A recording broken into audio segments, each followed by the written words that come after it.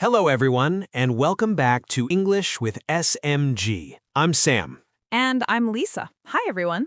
We're so happy to have you here with us today. Yes, we really are. How are you feeling today, Sam? I'm feeling good, thanks. I'm a bit tired, though. I spent a lot of time in the kitchen yesterday evening. Oh, really? What were you cooking? I made a large pot of soup. It had vegetables like carrots, potatoes, onions, and celery. It took more time than I expected, but it was really good. That sounds wonderful. I really like homemade soup, especially during cold weather. Me too.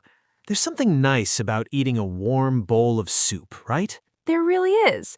And that's perfect because today we're going to discuss cooking. Yes, cooking. It's something everyone does, or at least everyone needs to eat, correct? So cooking is a big part of daily life. It is, and it's a wonderful topic for learning English because we use many common words when we talk about food and cooking. That's right. So today, we're going to have a simple conversation about cooking, what we enjoy making, what we don't enjoy making, and maybe some interesting stories from the kitchen. I have several of those stories. I'm sure you do. Everyone does. Lisa, do you cook often during the week? I do, yes. I try to cook most evenings, maybe 4 or 5 evenings each week. It depends on how busy my day is. That's quite often. What do you normally make on a regular evening? Well, I try to keep things easy. On Monday or Tuesday, I might make pasta with tomato sauce and some vegetables. Wednesday, maybe rice with chicken. Or sometimes I make eggs if I'm really tired. Eggs for dinner? Yes, why not? It's quick. And if you add cheese and mushrooms, it feels like a proper meal. That's true. I do the same thing sometimes. When I'm too tired to cook something difficult, I just make eggs. Scrambled eggs with bread or an omelet, like you mentioned. Exactly. And there's nothing wrong with that. Not every meal needs to be special. No, definitely not. I think when people think about cooking, they sometimes picture these beautiful dishes from restaurants. But most of the time, we're just making simple, everyday food, right? That's perfectly fine. What about you, Sam? Do you cook every day? Not every day, no. I cook maybe 5 times each week. The other days, I either eat leftovers or I order something. Sometimes I'm just too tired after work. I understand that feeling. After a long day, the last thing you want to do is stand in the kitchen for an hour. Exactly. But leftovers are wonderful. If I make soup or a big dish, I always make extra so I can eat it the next day. That's clever. I do that too, especially with things like curry or stew. They actually taste better the next day. They do. The flavors have time to blend together. It's like the ingredients become friends during the night. That's a nice way to say it. So, Lisa, is there a dish that you really enjoy making, like your favorite thing to cook? I think my favorite is probably spaghetti with meat sauce. Pasta with ground beef sauce. Oh, that's a good one. That's very popular. Yes, I make it from the beginning. That means I don't use sauce from a bottle. I make the sauce myself with fresh tomatoes, ground beef, onions, garlic, and some herbs. From the beginning means you make something completely by yourself using basic ingredients. You're not using anything ready-made, right? Correct. And it takes a bit longer, maybe an hour, but it tastes much better than the sauce you buy in a store. I believe that. There's something special about making things yourself. You can control exactly what goes in, how much salt, how much garlic. Exactly. And I always make a big pot so I can freeze half of it. Then 2 weeks later, I have an easy dinner ready. I just need to boil some pasta. That's really smart. I should do that more often. It's like preparing a meal for yourself in the future. Yes, exactly. Future Lisa is always thankful. What about you, Sam? Do you have a favorite dish to make? I think I really enjoy making stir-fry. Stir-fry. Yes, when you cook vegetables and maybe some chicken or shrimp in a hot pan very quickly with a little oil and soy sauce. Yes, stir-fry. That's Asian-style cooking, right? Kind of, yes. It's fast, it's healthy, and you can use any vegetables you have. Broccoli, peppers, carrots, whatever's in your fridge. And it looks nice, too, like you're a real chef. Maybe a little, but honestly, it's not that hard once you learn how to do it. Once you learn how to do it, means after you practice it a few times, it becomes easier and more natural, right? Yes, the first time I made stir fry, I burned the garlic, and the vegetables were too soft. They were mushy. Mushy. Yes, that happens when you cook vegetables too long. They lose their crunch. Exactly. But now I know to keep the heat high and move everything around quickly. You have to keep stirring. That's the key. High heat and keep stirring. Otherwise, everything just steams instead of frying. Right. It took me some time to learn that, but now I feel comfortable making it. That's great. So, Lisa, when did you start cooking? Like, do you remember the first time you really cooked something by yourself? Oh, that's a good question. I think I started cooking when I went to college. I was living in a small apartment with a roommate, and we couldn't pay to eat out every day. So you had to learn. Yes, we had no choice. My mother gave me a few simple recipes before I left home. Things like how to make rice, how to cook chicken properly, how to boil pasta without it sticking together. Basic things. That's sweet. Did you call her for help? All the time. I remember calling her once because I didn't know how long to boil eggs. She was very patient with me. She would explain everything step by step. That's really nice. My mother did the same thing. She taught me how to make a few dishes before I moved out. I think the first real meal I made was fried rice. Fried rice is a good one to start with. It is. You just need rice, some eggs, vegetables, maybe a little meat, and you mix it all together in a pan. It's very forgiving. Forgiving. That's a good word. It means even if you make a small mistake, the dish will still be okay, right? Yes, and if you mess it up, it still tastes decent. Maybe not perfect, but you can eat it. That's true. Speaking of messing things up, we should talk about kitchen mistakes. Oh no. Do you have a story? I have several, but there's one I'll never forget. I was trying to make chocolate chip cookies for the first time. Okay.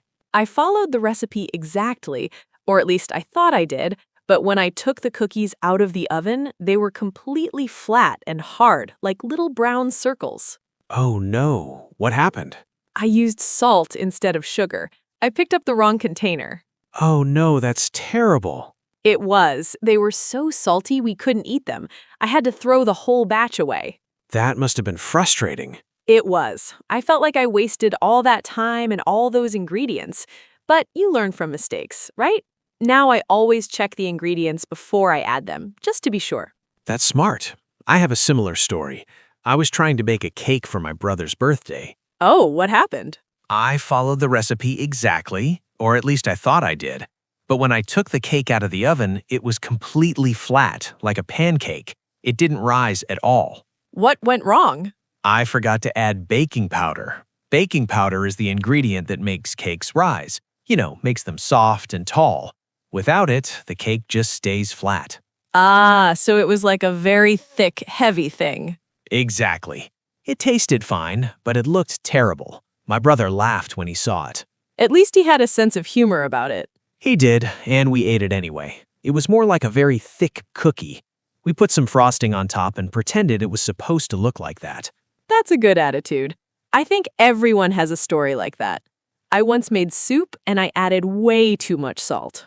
Oh, that's the worst. You can't really fix that, can you? No, you can't. I tried adding more water, but it was still too salty. In the end, I had to throw it away. It was such a waste. That must have been frustrating. It was. But you learn from mistakes, right? Now I always check the recipe before I start. I read it 2 or 3 times to make sure I understand all the steps. That's a good habit. I do that now too. And I measure everything carefully, especially when I'm baking. Baking is very exact. If you're making soup or stir fry, you can add a little more of this or that. It doesn't matter so much. You can adjust as you go. That's true. Baking is like science. You need the right amounts, the right temperature, the right time. Everything has to be exact. Which is probably why I don't bake very often. I prefer cooking where I can be a bit more flexible. Fair enough. So, Lisa, do you ever cook for other people, like for friends or family? I do, yes. I enjoy cooking for others, actually. It feels nice to share a meal with people you care about. It does. There's something really warm about that. When do you usually cook for others? Sometimes on the weekend, I'll invite a few friends over for dinner. Nothing fancy, just pasta or maybe that meat sauce I mentioned earlier. Or sometimes I'll make roasted chicken with vegetables. That sounds lovely. And do they help you cook, or do you do everything yourself? It depends. Sometimes they just sit at the kitchen table and talk to me while I cook. We have a drink, we chat. It's very relaxed. That sounds nice. Other times, someone will offer to help. They might chop vegetables or set the table. It makes the whole thing feel more shared. Shared means everyone is participating together, right?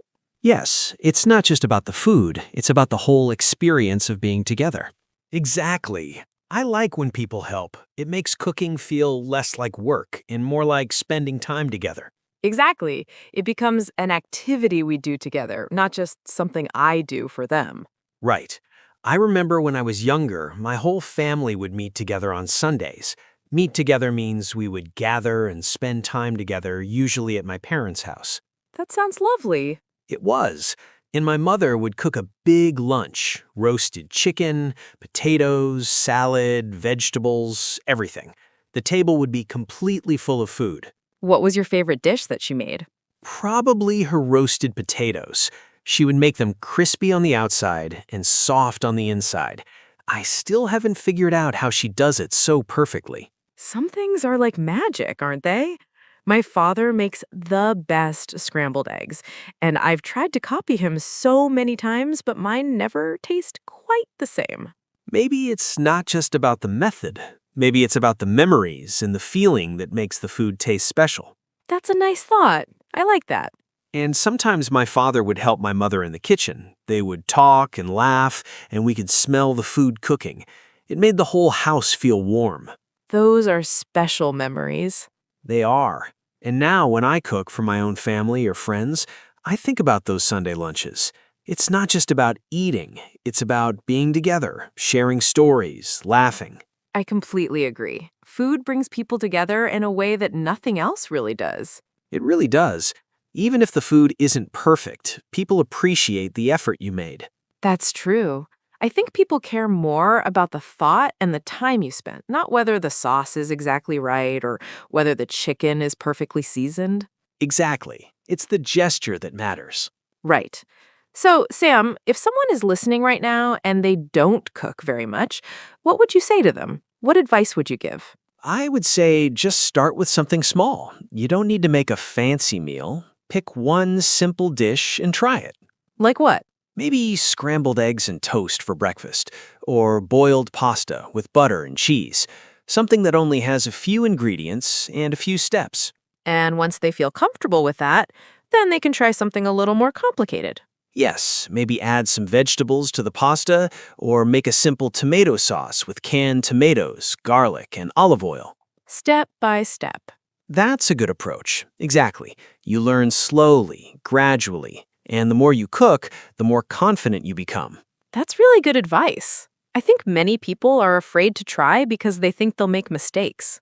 But mistakes are part of learning. My flat cake, your salty cookies, these things happen to everyone. They do. And honestly, even now, things don't always turn out perfectly. Turn out means how something ends up, how it results, like the cake turned out well or the soup didn't turn out the way I wanted, right? Right, and that's okay. Not every meal will be amazing. Some will just be fine, and that's good enough. Absolutely. The important thing is to try it. That means to attempt it, to make an effort, even if you're not sure how it will work. Exactly. Try it. You might surprise yourself. You might discover that you actually enjoy cooking. And if it doesn't work out, you can always order pizza. That's true. There's no shame in that. We all do it sometimes. None at all. But I will say there's something really satisfying about eating something you made yourself. There is. Even if it's just a simple sandwich or a bowl of soup, when you made it with your own hands, it feels different. It does. You feel proud, like I did this. I created this meal. Yes, and I think that's what keeps people cooking, that little feeling of success. You do. And over time, you build up a collection of dishes you know how to make, your regular meals. Your regular meals. Those are the dishes you make often because you know them well, and they always work. They're dependable. Right. For me, it's omelets, fried rice, and roasted chicken. Those are my 3 regular meals. I can make them without even thinking. Mine are probably pasta, soup, and stir-fry. Simple, but dependable. Dependable is a good word for it.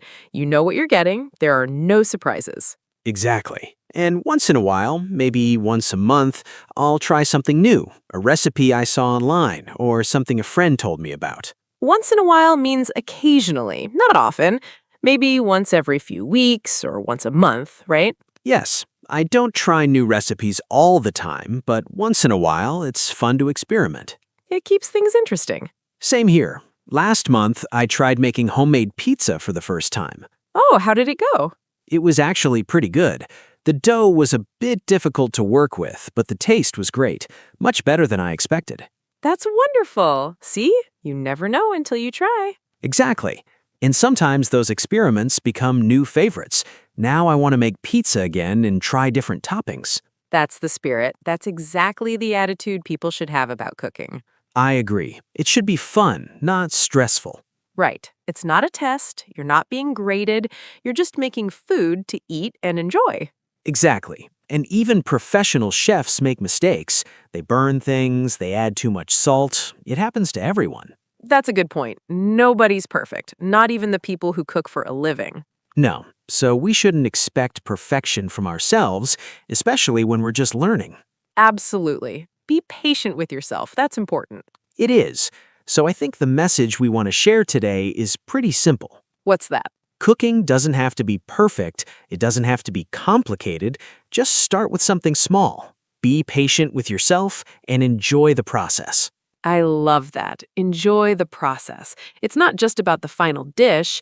It's about the time you spend in the kitchen, the smells, the sounds, the feeling of creating something. The little moments when you taste something and it's actually good.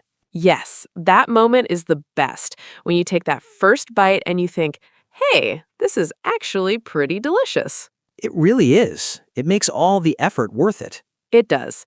Well, Sam, I think we've talked about cooking for quite a while now. We have. Time really does go by fast when you're having a good conversation.